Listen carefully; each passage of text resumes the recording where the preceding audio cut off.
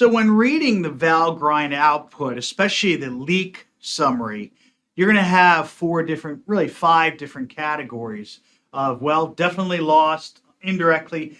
Notice that all of these are all talking about something that was never freed from, well, the memory resource and allocation that you did. But all of them have a slightly different angle about what happened. Like indirectly lost really comes up with linked lists. If you happen to remove a node and then you kind of like disconnecting a train, you remove the engine, but the rest of it's still attached and you can't get to it because you screwed up some of the pointers or whatever.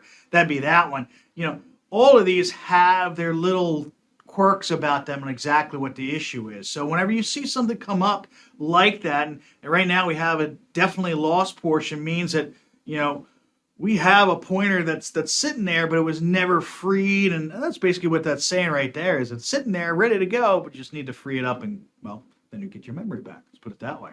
So, but here's the different outputs and the different results that you could have from your memory loss in your program.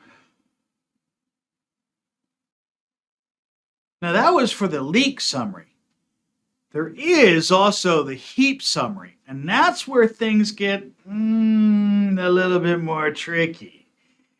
So you have some options that might appear. So no, again, I'm only covering some of them, but they might be helpful. You might have an invalid read of, and that usually means the dynamic array was deleted, and then you try to access it later for something else. You could have a conditional jump or move. That's part of the error message that you have. And that's when your program uses a value which hasn't even been initialized quite yet. Invalid free.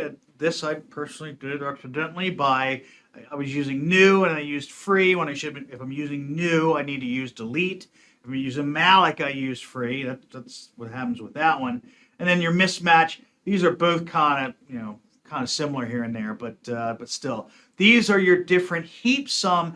And again, this is a sum of the possible messages that you can have in that portion of your summary for your leaks.